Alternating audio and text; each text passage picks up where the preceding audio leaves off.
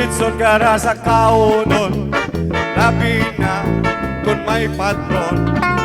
Nadagsan mga bisita, kung litson era nakikita. Ang bilin ko ay musangkay, ang pagkaon hinay-hinay. Kunan makaon mo sobra, impatsyo ang rayo maka. Kung ikaw nagkakaedad na, ano tanon amuan marasa, ang kaniyayaw makura-ura, hinay-hinay kung makaw ka.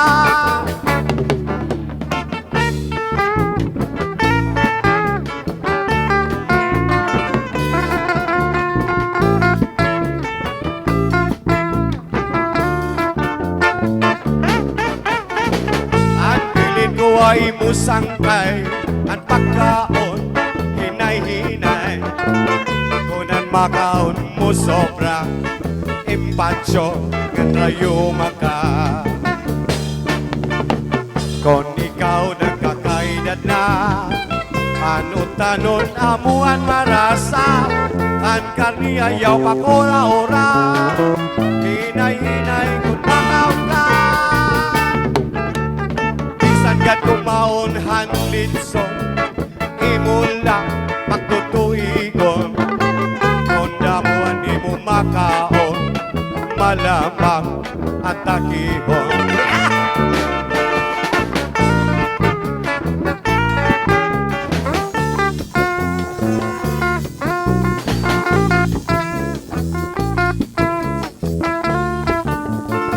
Kung ikaw nagkakaedad na, ano namuan marasa, ang kaniyayaw pagora-ora, hinay-hinay kung makaka. Isan kat kumaon at litson, imula pagtutuigon. Konda mo ang imong makaon, alapang at takihon. Marawaray problema o tanon at kauna. Para waray problema o tanon ang kauna.